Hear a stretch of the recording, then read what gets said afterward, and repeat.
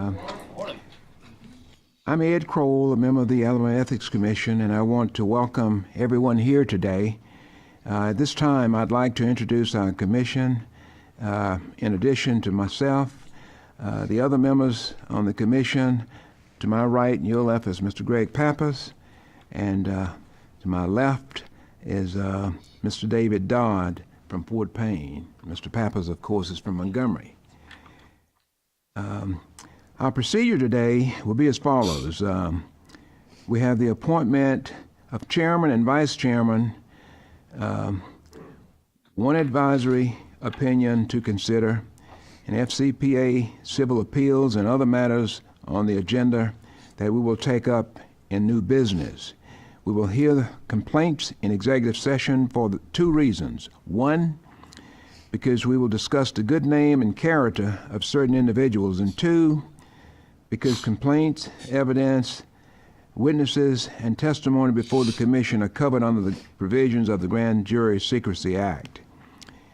And we will return to open session to vote. Now, if anyone present would like to be heard concerning the matter on the agenda today, please sign at the table in the center of the room here. And we request that cell phones be turned off during open sessions, but if necessary, you can put them on silent. And at this time, I'd like to recognize Pastor Daniel Adkins, who will give our invocation. Thank you so much. I'll read a couple of verses that have just been on my mind here recently. From James chapter 4, it says, "But God gives more grace. Therefore, the scriptures say, God opposes the proud, but gives grace to the humble. Submit yourselves, therefore, to God. Resist the devil, and he will flee from you. Draw near to God, and he will draw near to you." Let's pray. Thank you for this great state of Alabama that we live in and that you've blessed us to live in. Lord, we thank you for this commission. Lord, I thank you that this group has been called together for this time in our state's history. Lord, we pray this morning for wisdom. James also tells us in his book to seek the wisdom from above, not the wisdom from below. Lord, his word, your word says that you oppose the proud, but you draw near to the humble.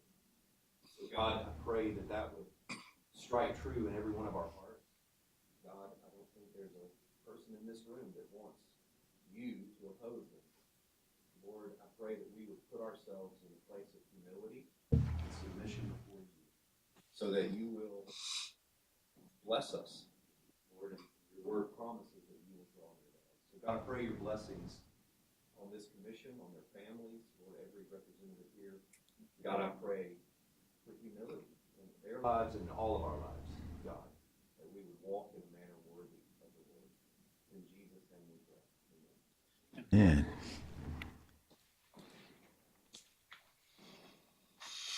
Thank you, Pastor Atkins. Now, on the old business, we need to have the,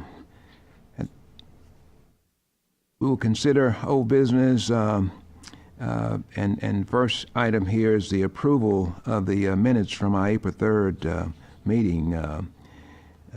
I think everyone has had an opportunity to review those, and do I have a motion to approve the April 3rd 24 minutes? I move to approve. Okay, is there a second? Okay, it's been moved and properly second. Any discussion? All in favor, let it be known by saying aye. Aye. Opposed is nay. The motion carries and is unanimous.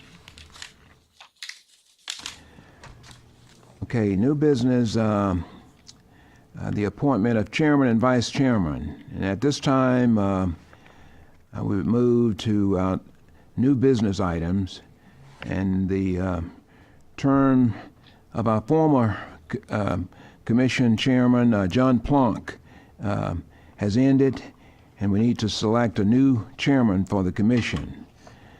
Do I have a motion to appoint a new chairman? I move to appoint General Corral as the chairman. Second. Okay. It's been moved and properly second. Any discussion? All in favor, let it be known by saying aye. Aye. Opposes nay. The motion carries and it is unanimous. We need to select a new vice chairman for the commission. Do I have a motion to appoint a new vice chairman? I move that David Dodd be appointed as vice chairman of the commission. Okay, I'll second that.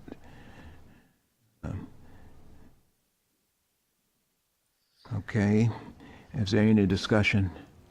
All right, all in favor of the vote of David Dodd being vice chairman, let it be known by saying aye. Aye. Opposes nay. The motion carries. At this time, we have two advisory opinions for consideration, and I call on the commission staff to present the new advisory opinions. Yes, Chairman Crowell. We've got, it's really one issue for you all to consider, but we've got two alternate answers, opinions for your consideration, depending on which way you all would like to go. The issue is, the request comes from Captain Waddle, who is the jail administrator at the Limestone County Sheriff's Office. She has been offered an opportunity to do consulting work for a company known as Heritage Solutions. They work in off-site inmate medical bills. This work would involve discussing the benefits of using a medical model like one that was established in Limestone County, and she'd be discussing that with other jail administrators. Captain Waddle has said that she has not had any interaction with this business in her public position aside from receiving an MOU for consideration about reducing the cost of off-site medical billing. The Limestone County Commission is the one who makes the decisions about which company is selected for such services. However, as the jail administrator, Captain Waddle is normally asked to give input on the selections.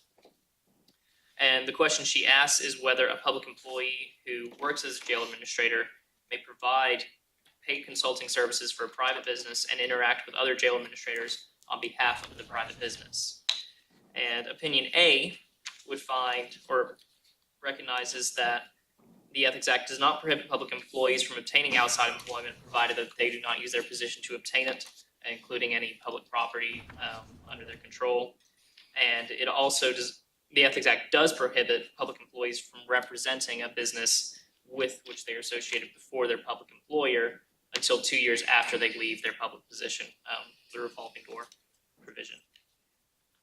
Opinion A would find that as long as Captain Waddle avoids using her position and all the public property, etc., that the Ethics Act would not prohibit her from providing these consulting services. However, she would be prohibited from providing input on the selection of a company for off-site medical billing or any other contract that could benefit Heritage Solutions while employed with Limestone County if she were to accept the position. Contrastingly, or contrarily, the opinion B would find that because of the experience that she has being based on the model that she has worked with in her public position, and the fact that the Limestone County relies on her knowledge when making the selection about which vendor to utilize, that she would not be able to work in her position as a jail administrator and also do this outside company consultation. So in other words, opinion A would say yes, opinion B would say no, and the staff's recommendation is opinion A that would say yes. Okay. All right. Do you have a motion to approve one of these advisory opinions, which would be in this step would be advisory opinion 2024-04? Okay. I so move. There. Okay. Commissioner Dodd has made the motion. Is there a second? I second. Commissioner Pappas? And just to clarify, is this for A? Yes. Did y'all have any questions about them? I don't. You looked like you were about to ask a question. if Captain Waddle terminated her employment or she was no longer working for the county, would she be able to go to work immediately for this? Yes, so the revolving door restrictions only prohibit people from accepting employment if they have directly participated in the direct regulation, audit, or investigation. She's had no interaction with this company in her public position. The only thing that she would be prohibited from doing, which is the same that she would be prohibited from doing in A, would be to represent Heritage Health Solutions back before the Limestone County Sheriff's Office. She could still go and discuss with other sheriff's offices, which is what the A opinion says she is able to do.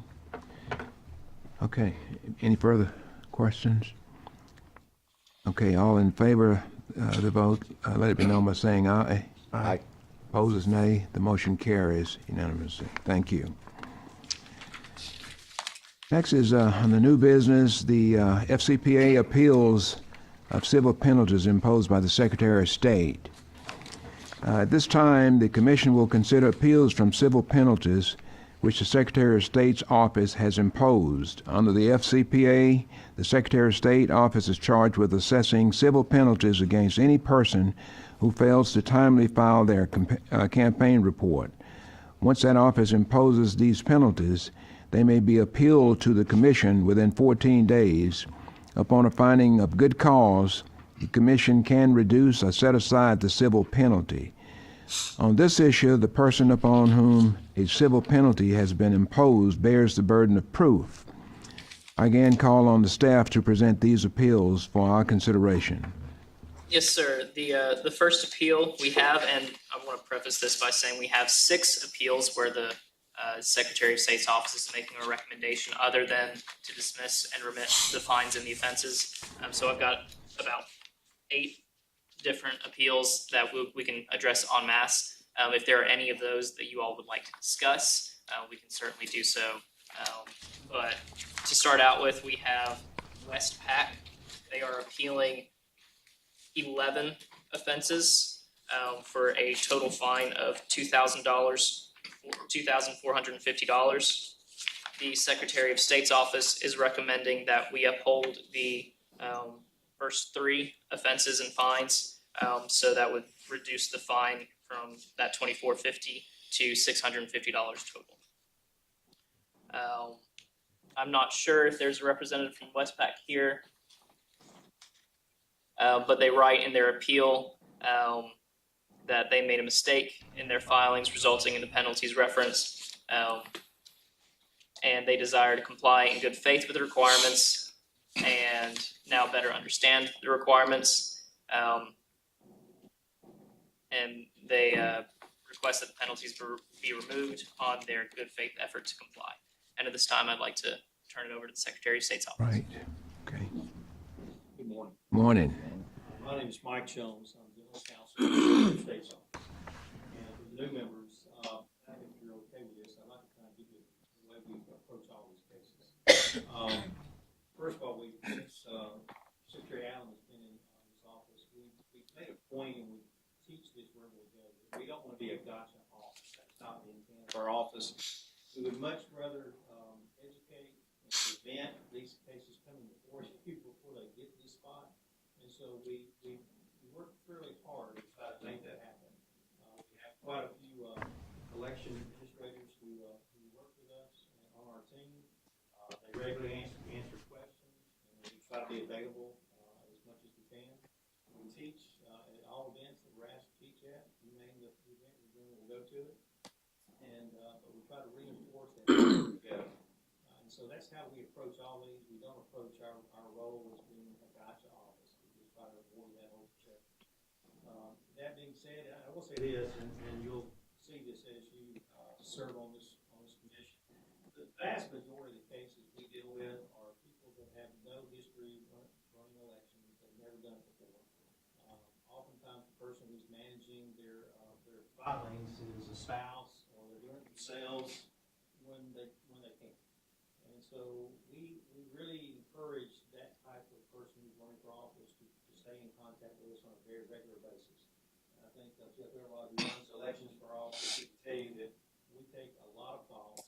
We have no problem with that. We encourage people to call us regularly.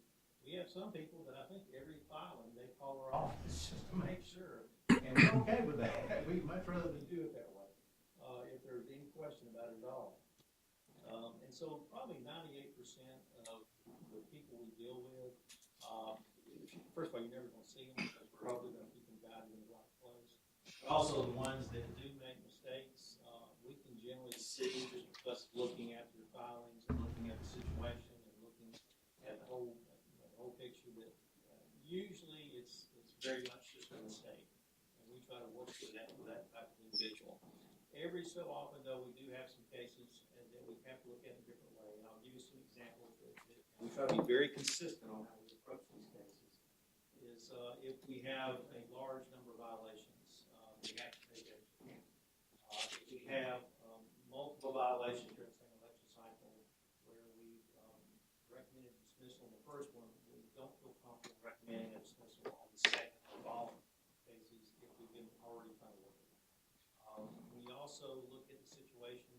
Most of the people that run for office in the county level, local level, once again, don't have professionals working with them. At the higher levels, we frankly don't see as many of those cases because most of those individuals who run for whether it be representatives, Senate, state office, most of those individuals frankly have professionals running their FCPA files. And so typically we just don't see as much of that. We see it sometimes, but not as much of it because of that. So that's how we generally approach that. We also have tax. Once again, tax generally have some professionals guiding them, helping them with their filings. And so we have to look at that for what they are as well. In this first one, Westpac, once again, there's 11 violations. This is a PAC. This is a group that's custom to filings. They did have some staff, and they're not trying to evade it. They're owning it. And so because of the number, we did recommend 3. The second offense actually has a 0 fine because of what was in that on that filing day. And so in effect, only 2 of them had a finable amount, but we do recommend it. A point of clarification on the recommendation that I've heard is for first and third offenses? Yes, for numerical purposes, we got to keep the second one in there. Otherwise, it would change the fine amount for the third one. Okay. Because it's statutorily, it increases as the amount of offenses goes up. Anyone over penalized? Yeah. I see. I understand. And we also do want to create confusion. So the 650 for the first 3 offenses is the recommendation. Okay, I move that we uphold the first 3 offenses and fines and dismiss the remaining offenses and fines or penalties. I second. okay. All right, okay. We need to vote on? Yes. Okay. All right, all in favor of the motion, let it be known by saying aye. Aye. Opposes nay. The motion carries. Thank you. Thank you. The next appeal we have for you all today comes from Representative Marilyn Lands. She is appealing 5 offenses for a total fine value of $4,500. The Secretary of State's office is recommending that we uphold all of the penalties and fines. And Mr. Peck Fox is here today to speak on behalf of Ms. Lands, or Representative Lands. So this time, I'll turn it over to you. Great. General, welcome, Mr. Gerald. Thank you. To the new members of the commission, allow me to do that. Not all of them FCPA. I have with me Christine Starnes, who, although she was not named as treasurer on the formation of the principal campaign committee by Representative Lands, who named herself as the only member of that committee, Ms. Starnes did prepare the report. Throughout, Ms. Lands was elected in a special election during 2024 in House District 10 up in Huntsville, area, where there was a vacancy created. Throughout that election, although they raised a good deal of money through the election, they had absolutely no filing issues until the last week. And Ms. Starnes, who was doing the reports as a volunteer, did not, even though she had done the reports in a previous cycle, the only other time she had done these, didn't remember that daily reports were necessary if a campaign raises or spends more than $5,000 on a 24-hour period in the last 7 to 8 days before an election. So there were 5 days that week where the campaign raised and or spent, and it's looked at collectively. I mean, you can raise $3,000 and spend $3,000 and go over the daily report. But they did not file those daily reports. On the Monday before the election, they did file a weekly report that reflected all those contributions and all those expenditures. Then, on Tuesday morning of the election, Ms. Starnes woke up and somebody said, "Did you file all the daily reports last week?" And she went, "Oh crap." And she got on the phone and called the Secretary of State's office and said, "I forgot to file daily reports, how do I fix it?" And they said, "Well, you can't really fix not filing a daily report because the day has passed, but, you know, you filed a weekly report, but there'll be violations." So there are 5 violations that were reported by the Secretary of State's office. In the past, in a lot of situations, if the campaign self-reported and if there was disclosure anyway, and if it was all the same events and discovered at the same time, the prior commission had at times, I think, and correct me if I'm wrong, Mr. Jones, it seemed fit to reduce the number of fines and offenses. And we certainly do not contend that we did not, that the campaign did not make a mistake, but we would ask that the number of fines and offenses be reduced, hopefully to 1 and 1, but that's what we would ask. And if you have any questions you'd like Ms. Starnes to respond to, she's happy to. At this time, I'd turn it over to the Secretary of State's office.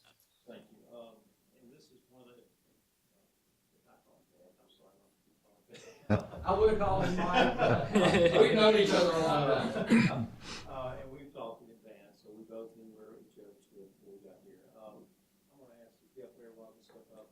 Jeff is once again over our elections, and I'm going to ask Jeff to explain how we came to know about the situation, and then also explain the amounts and why we're taking this very, it is a unique position. It's not our standard position, but we hope we can explain our reasons. Okay. As it was stated, a weekly report was filed by the committee.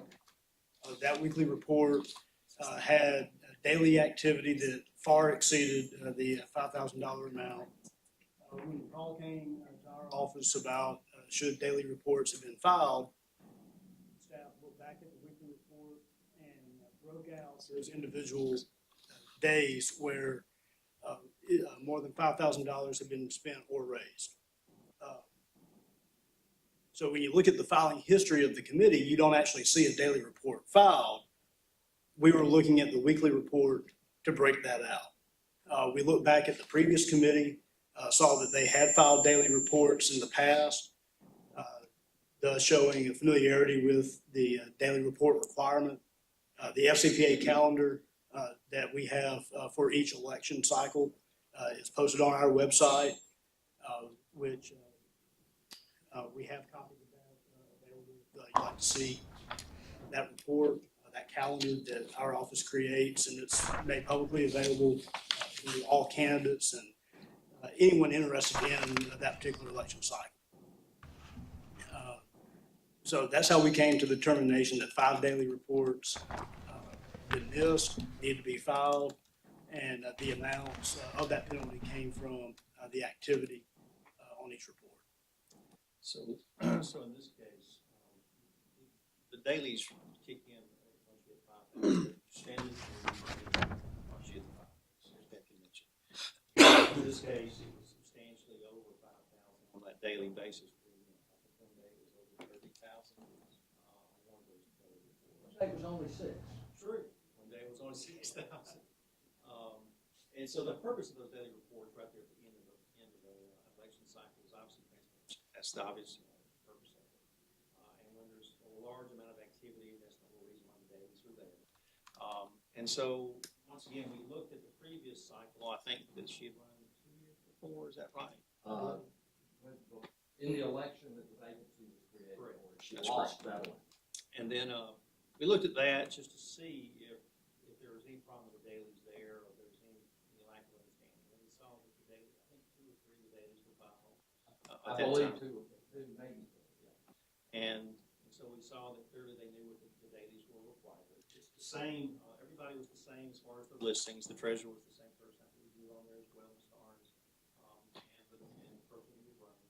And so we didn't see new faces or new names that might explain why they would not be filing those dailies. And the first communication we had was the one that was mentioned. So when we started looking at that as an overall picture, that there appeared to be not just volunteers, but also professionals. And I don't know if the other person was treasurer, but I was under, but no one was. I think we had someone that.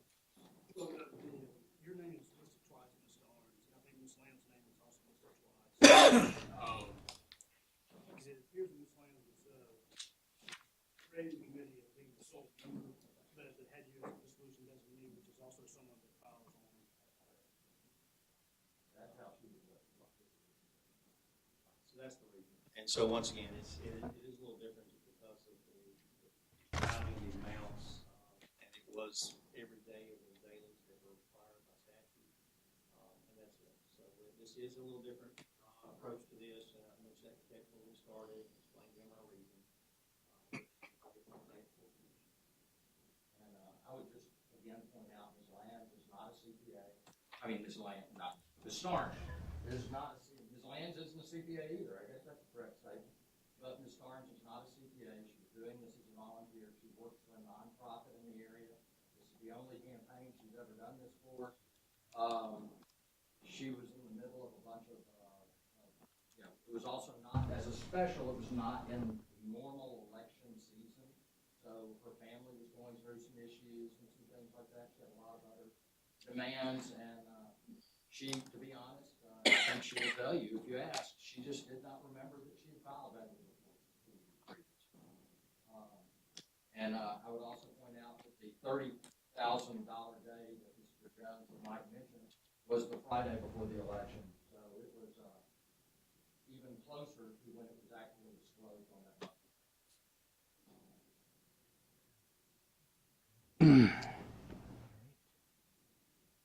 Ask a question, Absolutely.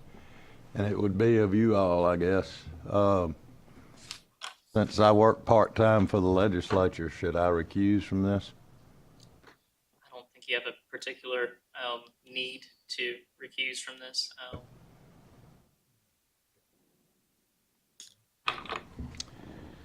All right. Is any questions? Motion? Okay, I move to uphold the fines and the penalties as assessed. Second. Okay, it's been moved and properly second. All in favor, let it be known by saying aye. Aye. Opposed is nay. The motion carries. Thank you. The next appeal we have for you comes from Ms. Sonia McKinstry, and she is appealing 5 offenses with a total fine of $555.72. I'm not aware if Ms. McKinstry is here. She is here. Have you signed in? Yes. Okay, great. If this time, if you would like to speak to the commission. Good morning. Morning. Sorry, before you begin, I need to inform you that intentional violations of the FCPA do have criminal repercussions. So if there were a prosecution that resulted from this, anything that you said before the commission could be used against you. With that being said, would you still like to address the commission?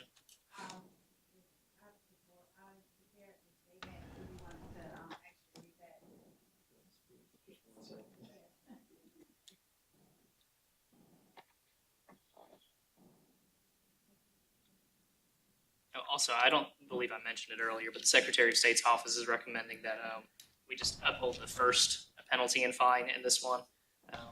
But that being said, okay, so would you still like to address the commission? Sure, I'm happy to read your statement, if you'd like me to do that. Okay. If that's the case, please raise your right hand. Do you swear to tell the truth, the whole truth, and nothing but the truth, so help you God? Yes. Okay, please go ahead. Good morning, thank you guys for, Sure. I am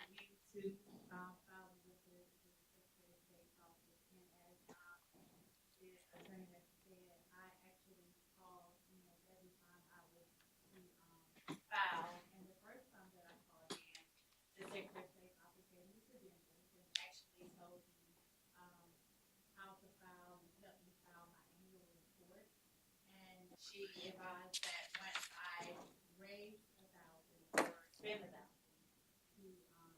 I would have to start monthly. And so once I raised $1,000, I called and I got another person that usually we file monthly because we did not report the filing, and the filing fee was $1,800. And I was like, well, you guys were the ones that assisted me, and so they assisted me with picking up on the other board. And she advised that there may be a penalty. Even when I got the sanction letter, I called Mr. Airwood, and he advised me of the appeal process. And of course, none of this is intentional. And every time I file a court, I call to get clarification with the on the situation. Thank you. This picture is the exact five examples we were describing earlier. And this is why in this situation, she has more than four, and so because of that, we were asking that she accept the penalty for the first offense, and that we recommend the dismissal of the remaining offenses, and that's the outcome of that. Okay. I move we accept. Okay, accept the first offense and removal of the remainder. Okay, is that second? Second. Okay. I'm sorry, I was having Fine. trouble hearing you. You accepting the Secretary of State's Yes, recommendation? yes. Okay, all in favor of the motion, let it be known by saying aye. Aye. Opposes nay. The motion carries unanimously. Thank you. The next one we have for you is Mr. Gregory Wright. He is appealing 9 offenses for a total fine of $639.65. The Secretary of State's office is recommending that we uphold the first and second penalties and fines for a total of $215. I'm not aware if Mr. Wright is here. Mr. Wright? Mr. Wright, did you hear the instructions I gave to Ms. McKinstry? Yes, ma'am. And would you still like to speak to the commission? Yeah, I appreciate everybody working with me, and what you said earlier. Me newly retired from the. Oh, sorry. If you do wish to speak to the commission, I have to swear you in. So you, No. okay. And once again, this is, the example that we see most regularly, and this is not a situation that, we have the numbers, because of that, we would have to ask for the first and second penalties, but we would recommend dismissal of remaining. Thank you for working. Okay.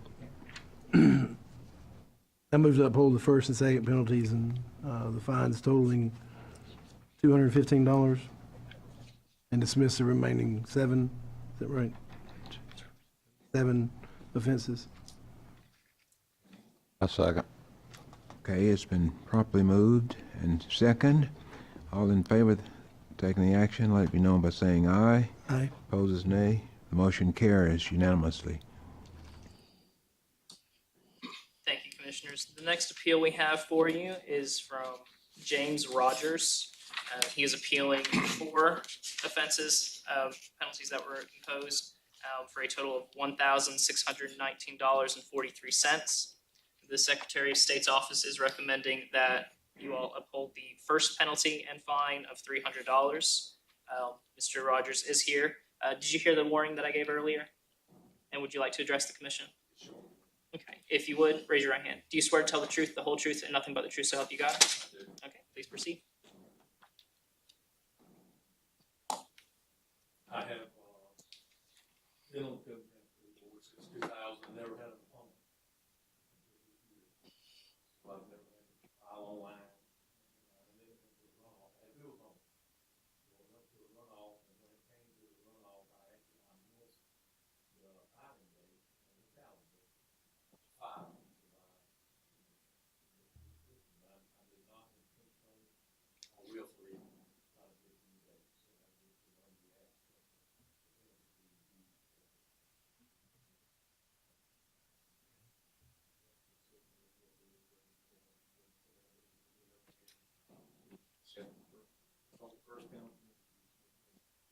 I so move. I second. Second. It's been moved and properly second. All in favor, let it be known by saying aye. Aye. Opposes nay. The motion carries unanimously. Thank you. The next appeal we have for you comes from Judge Jacqueline Grant Jones. She's appealing 4 offenses for a total fine of $2,777.80.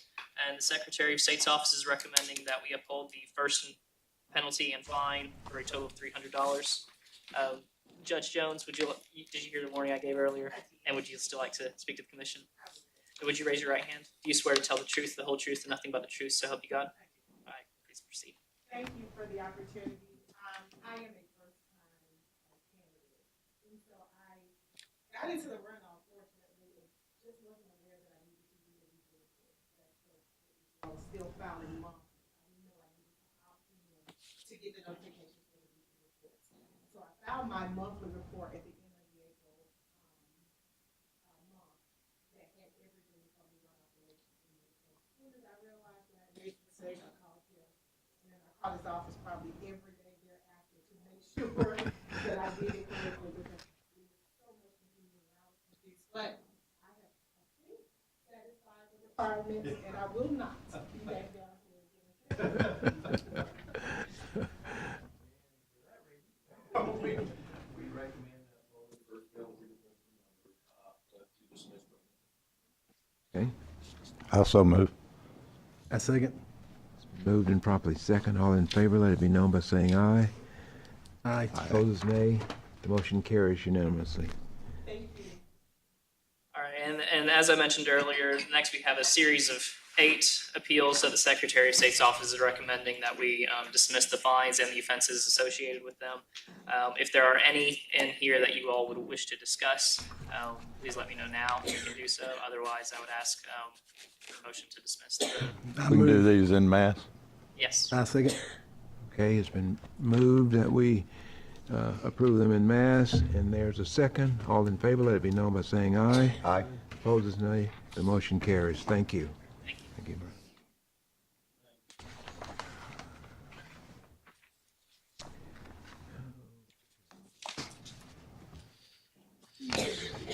Next here. All right. Okay. We will now go into executive session to discuss matters relating to the character and reputation of certain public officials or employees, as well as matters covered by the Grand Jury Secrecy Act. No matters will be discussed which are outside of the scope of the state guidelines permitting meeting in executive session. We expect to reconvene in approximately 1 hour. All recording devices, videos, and audios must be removed from the room. Anyone secretly recording the executive session will be in violation of the law. Do I have a motion to go into executive session?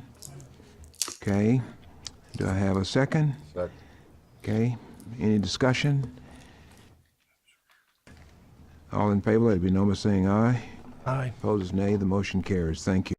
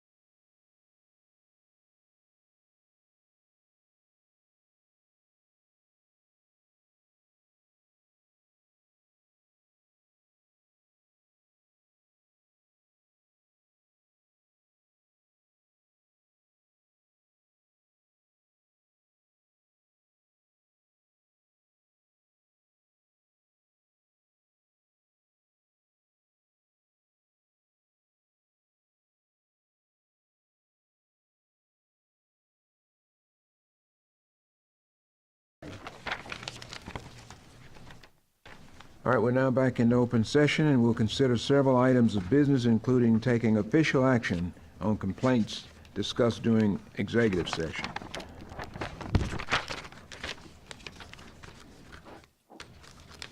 We will now consider cases presented during executive session.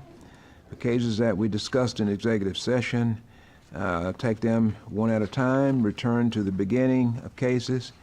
In the matter regarding case number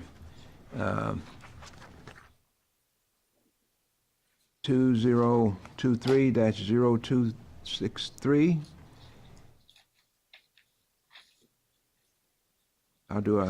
do I have a motion? Okay, all right, the first one.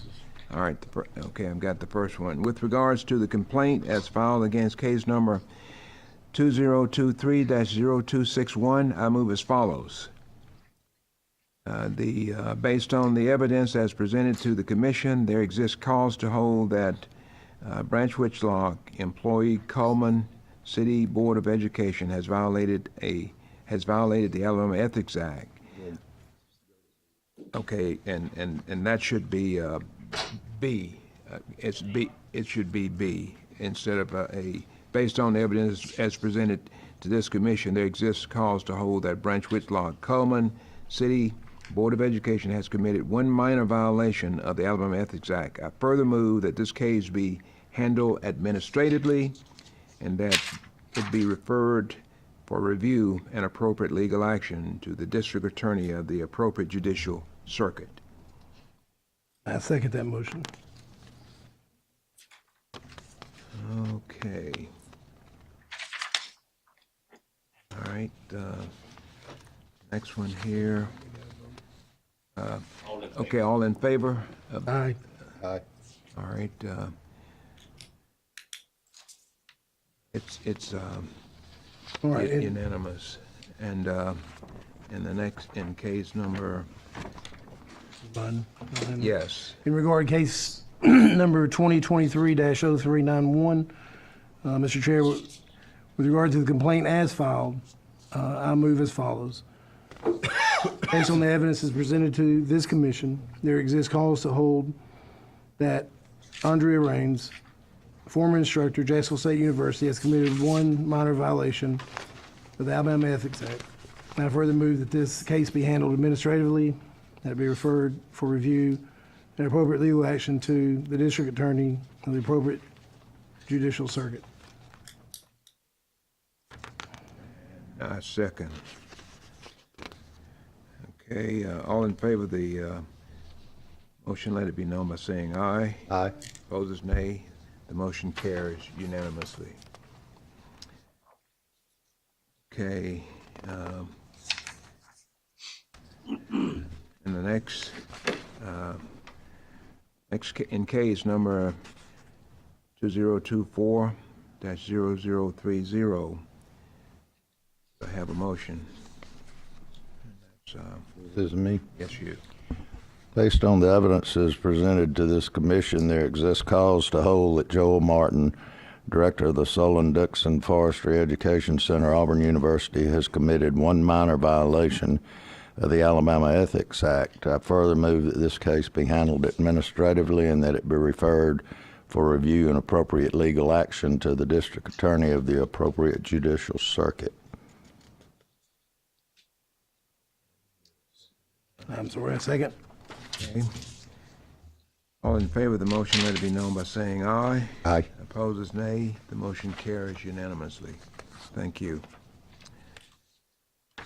Case number 2023-0189. Do I have a motion? And that's, Mr. Chair, I think you're on 188.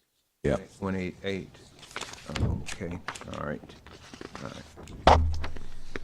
Okay, in case number 2023-0188, do I hear a motion? And that's, Mr. Chair, with regard to the complaint as filed against case number 2023-0188, I move as follows. Based on the evidences presented to this commission, there exists cause to hold that Jimmy McFarland, employee, City of Birmingham, has committed one minor violation of the Alabama Ethics Act. I further move that this case be handled administratively and that it be referred for review and appropriate legal action to the district attorney of the appropriate judicial circuit. I second the motion. Okay, it's been moved and properly second. All in favor, let it be known by saying aye. Aye. Opposed, nay. The motion carries unanimously. Okay, I think the next one is case number 2023-0189. Okay, that's myself. Based on the evidence as presented to this commission, there exists cause to hold that Montez Lowry, employee, City of Birmingham, has violated the Alabama Ethics Act. I further move that this case be referred for review and appropriate legal action to the district attorney of the appropriate judicial circuit. I second. It's been moved and properly second. All in favor, let it be known by saying aye. Aye. Opposed, nay. The motion carries unanimously. Case number 2023-0338. Do I have a motion? Mr. Chair, with regard to the complaint as filed against case number 2023-0338, I move as follows. Based on the evidence that's presented to this commission, there exists cause to hold that John James, Chief Deputy Coroner, Russell County Commission, has committed one minor violation of the Alabama Ethics Act. I further move that this case be handled administratively and that it be referred for review and appropriate legal action to the district attorney of the appropriate judicial circuit. I second. Been moved and properly second. All in favor, let it be known by saying aye. Aye. Opposed is nay. The motion carries unanimously. Okay, got one more. All right, in case number 2023-0345, based on the evidence as presented to this commission, there currently exists insufficient facts to hold that the respondent has violated the Alabama Ethics Act. I further move that the case be closed. I second. Been moved and properly second. All in favor, let it be known by saying aye. Aye. Opposed is nay. The motion carries. Thank you. All right. All right. I think, Mr. Director, what is the next item for us to consider? Mr. Chair, you have before you a list of cases which the staff of the Ethics Commission recommends dismissing. Because there's insufficient evidence supporting a finding of probable cause, I'll request a motion approving the dismissal of those cases en masse. I so move. I second. It has been moved and properly second that these cases be dismissed in mass. All in favor, let it be known by saying aye. Aye. Aye. Opposed is nay. Motion carries. Thank you. Okay, cases due, let's see. Do I have a motion to dismiss the cases as recommended by the staff of the commission? I think you just did that. You just did that. Oh, we just did that. Okay, I'm a little behind. Thank you. Okay, is there any other business for us to consider? Yes, sir. At this time, you should consider imposition of fines on cases which have previously been approved for administrative resolution and which the administrative resolution has been approved either by the Attorney General or the appropriate district attorney. Okay.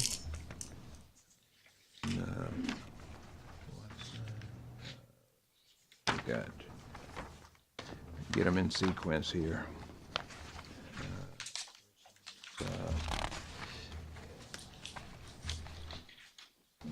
Parker. Yeah.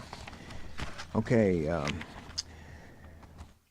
I made a motion that on August 2nd, 2023, the Alabama Ethics Commission unanimously found Gaines Parker, truck driver, training specialist, Shelton State Community College, had committed one minor violation of the Alabama Ethics Act and approved an administrative resolution at the request of the respondent. The commission forwarded the case to the district attorney of the 6th Judicial Circuit, who approved the administrative resolution on or before May 6, 2024. Accordingly, I hereby move as follows. An administrative penalty in the amount of $500 be ordered by the Commission to be paid to the Ethics Commission by cashier's check, money order, or online payment on or before August 7, 2024.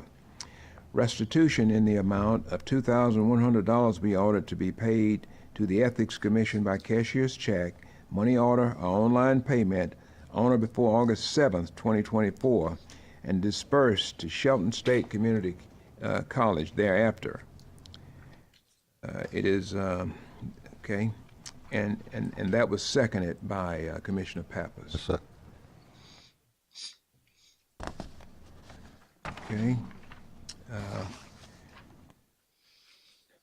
You We did need, vote yes, for all okay, five. okay. All right, it's been moved and properly second. All in favor of the motion, let it be known by saying aye. Aye. Aye. Opposed is nay. The motion carries. Thank you. Case number 22-0466. I move on August 2nd, 2023, the Alabama Ethics Commission unanimously found Nathan Winkles, employee, Shelton State Community College, had committed one minor violation of the Alabama Ethics Act and approved an administrative resolution at the request of the respondent. The commission forwarded the case to the district attorney of the 6th Judicial Circuit, who approved the administrative resolution on or before May 6, 2024. Accordingly, I hereby move as follows. An administrative penalty in the amount of $6,000 be ordered by the commission to be paid to the Ethics Commission by cashier's check, money order, or online payment on or before August 7, 2024. There is no restitution owing for this minor violation. I second the motion. Okay? It's been moved and properly second. All in favor, let it be known by saying aye. Aye. Opposed is nay. The motion carries. Thank you. Case number 2023-0442. I move on April 5th, 2023, the Alabama Ethics Commission unanimously found Cody Collins, former employee, University of Alabama, had committed one minor violation of the Alabama Ethics Act and approved an administrative resolution at the request of the respondent.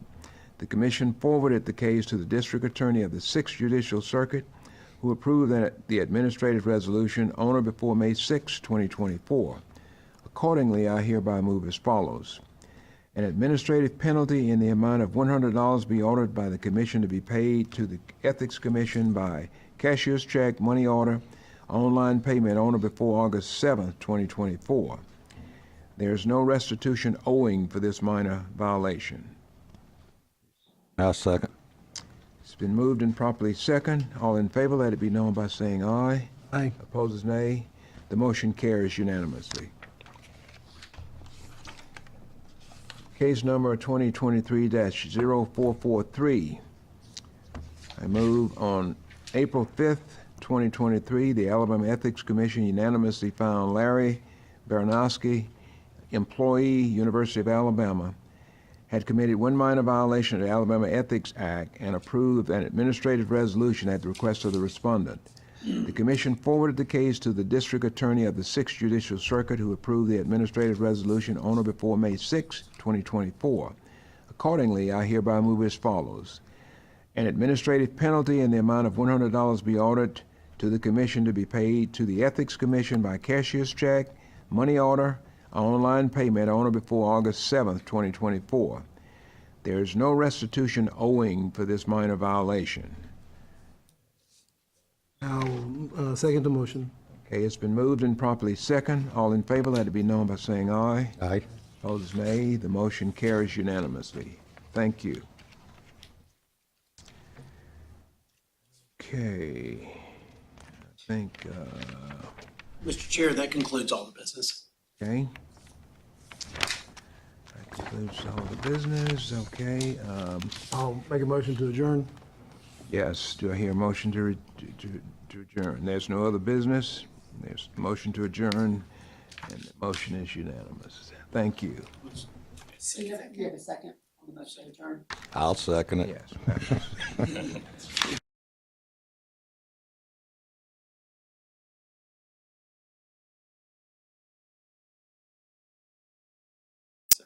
Just be sure to announce the August meeting date. Oh, yes, Wednesday, okay, August that's right. We've concluded our official business at this time, and once, the next meeting will be Wednesday, 7 August 2024 at 9:30. Forward to everyone's presence.